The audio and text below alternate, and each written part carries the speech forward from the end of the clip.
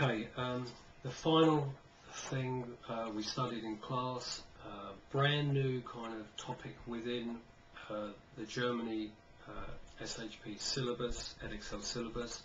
A huge subject, the Holocaust. A possible question on this, highly probable, I think. So you need to look at your notes. You need to be absolutely sure you know what the Holocaust involved and the various events and the various people involved in this. Okay, let's have a think about this.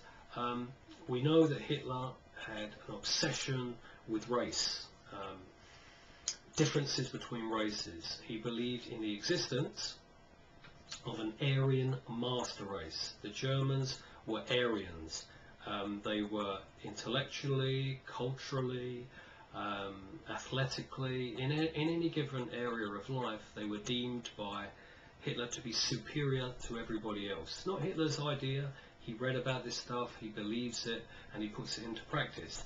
And he believed in a hierarchy of races where the Aryans are at the very top, other races are beneath them.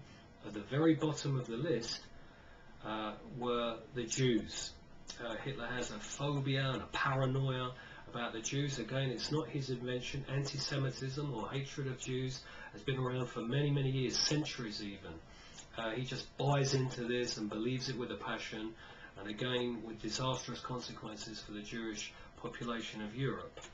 Okay, he's elected Chancellor in January 33. What does he do? Within a month or two, he organises, or his party organise a boycott of all Jewish shops and businesses in Germany. It's only for a day or two. It's called the April boycott. What happens is SA men, the brown shirts, the stormtroopers, stand outside any Jewish businesses or Jewish shops, and they intimidate people. They write stuff on the window: don't shop in this place, Germans shouldn't be shopping with Jews.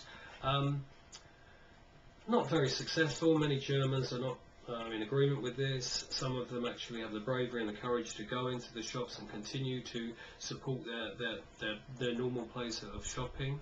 However, it sends out a message to the Jewish community in Germany: we don't like you, we're going to take action against you, we're going to try and damage you economically. Okay, following that boycott in 33, over the next 18 months or so, there are a series of measures taken by the Nazi government to try and make it harder for Jews to carry on working and living in Germany, because the whole purpose of all this discrimination and persecution is to make the Jews feel unwelcome in Germany and to make them, of their own volition, voluntarily leave the country.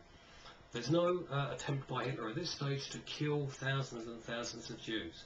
That would be impossible. Too much criticism would come from abroad, and Germany would be seen as a barbaric nation at this point. The whole purpose of the discrimination, as I said before, is to drive the Jews out of Germany, make them emigrate, make them leave the country. Okay, what else do they do? In 1935, they introduced the Nuremberg laws, which make it very difficult for Jews to have relationships with Germans. In fact, it makes it illegal. A Jew is not allowed to marry a German or even have sexual relations with a German. A Jew is not allowed to employ a German woman as a servant in their household. And it strips away their citizenship. They become aliens, if you like, in their own country. That's in 1935, the Nuremberg laws. It's putting the persecution on a legal basis. In 1936, there's a slight kind of easing of the anti-Semitism. Why? Because the Olympics are in Berlin, in Germany, and for a brief period of time in the summer of 36, some of the discrimination and the persecution is hidden under the carpet.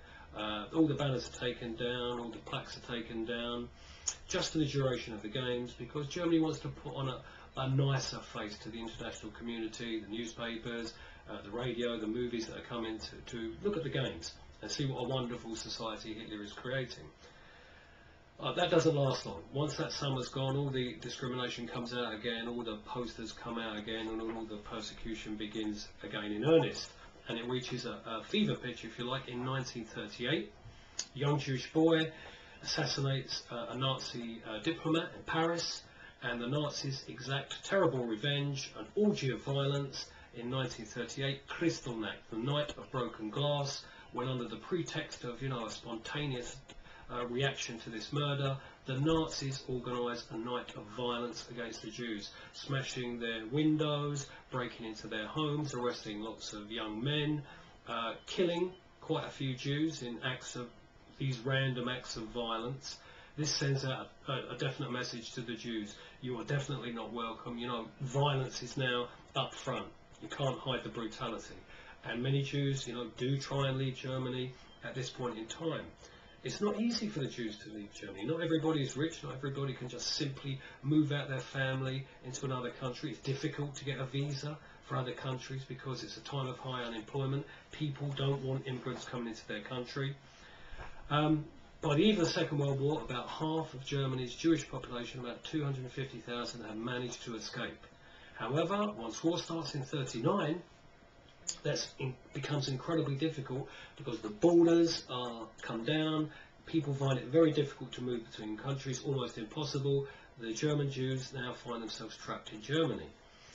To make things worse, Germany has, of course, invaded Poland, the first country it attacks in the Second World War. Poland has a massive Jewish population. Over 2 million Jews live in Poland. They now find themselves under Nazi rule. And as soon as the Nazis move into Poland, they are incredibly brutal to the Poles, but even more so to the Polish Jews.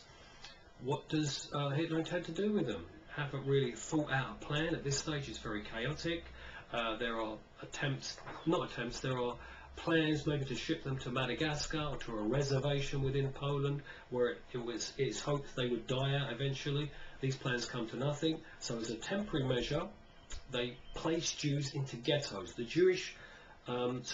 Polish Jews are placed into ghettos, sealed off areas in several Polish towns, in Warsaw, in Krakow and in other places. It's a temporary measure. The Nazis at this point in time don't know what they're eventually going to do to the Jews. The Jews that live in countries like France and Belgium